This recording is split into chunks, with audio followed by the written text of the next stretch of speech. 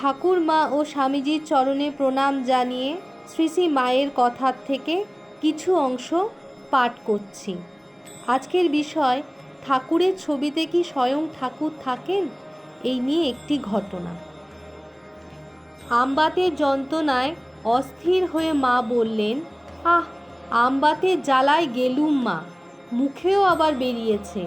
এই দেখো, মুখে হাত বুলিয়ে, এ কি যাবে না? এই দেখো, পেটেও উঠেছে, দাও তো পেটে এই তেলটা দিয়ে। এইটি আমার প্রাণ গো, দিলেই একটু কমে। তেল মালিশ করতে করতে বললুম। অর্থাৎ মায়ের আমবাতের যন্ত্রণায় সেই ভক্তটি একটু তেল মালিশ করে দিলে মায়ের একটু প্রাণের ওই যন্ত্রণাটা জ্বালা একটু কমে। তো মায়ের ভক্ত তেল মালিশ করে দিতে দিতে মাকে বলছেন, মা, বাড়িতে একদিন ঠাকুর পুজো করে সংসারের কাজ করতে গেছি। অর্থাৎ সে বাড়িতে ঠাকুর পুজো করে সংসারের কাজ করতে গেছে। কিছুক্ষণ পরে ঠাকুর ঘরে এসে দেখি ঠাকুরের ছবি বিন্দু বিন্দু ঘেমেছে। জানলা খোলা ছিল, ছবিতে রোদ লাগছিল।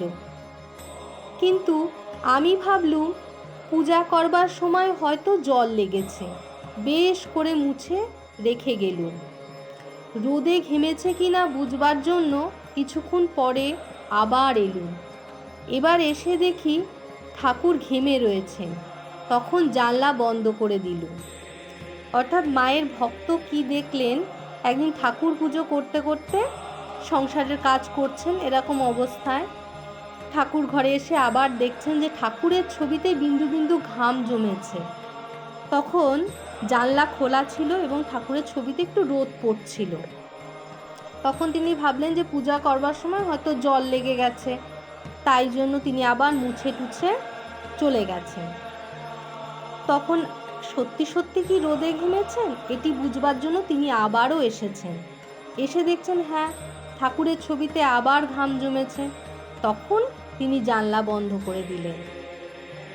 তা মা তাতে কি বলছেন আমরা শুনবো।